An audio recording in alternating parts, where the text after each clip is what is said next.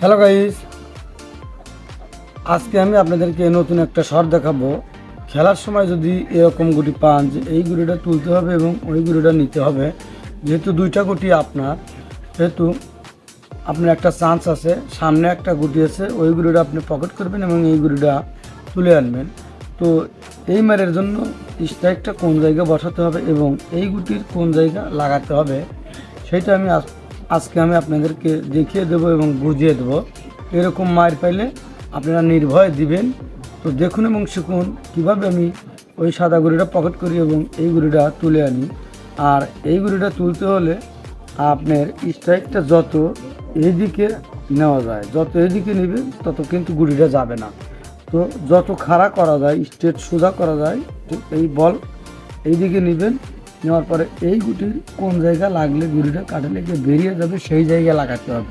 তো দেখুন এইটা হচ্ছে গুটির পিছন সাইড, এইখানে মারা যাবে না, এইখানে মারলে গুটি যাবে না। এইখান থেকে আপনি একটু এইদিকে প্যাট যাইতে মারবেন, তাহলে গুটিটা কাঠে লেগে ওই কাঠে লেগে হাতে আসবে এবং স্ট্রাইক পকেট দিকে চলে যাবে আর ওই সাদা গুঁড়িটা পকেটে যাবে। তো দেখুন কীভাবে আমি এই গুঁড়িটা তুলি এবং ওই গুঁড়িটা পকেট করি।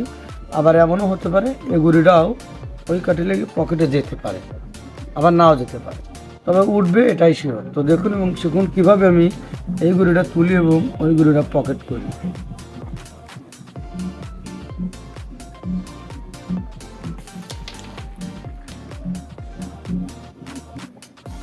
হ্যালো বন্ধুরা, আপনারা নিজের চোখে দেখলেন আমি কিন্তু খুব সুন্দরভাবে ওই সাদা গুঁড়িটা পকেট করলাম এবং এই কাঠের সাথে লাগানো সাদা গুঁড়িটা সুন্দরভাবে তুলে আনলাম।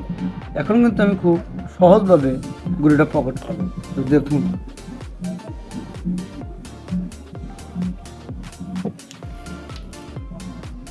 হ্যালো বন্ধুরা, এইরকম হাজার হাজার মাইরের টেকনিক কৌশল আছে।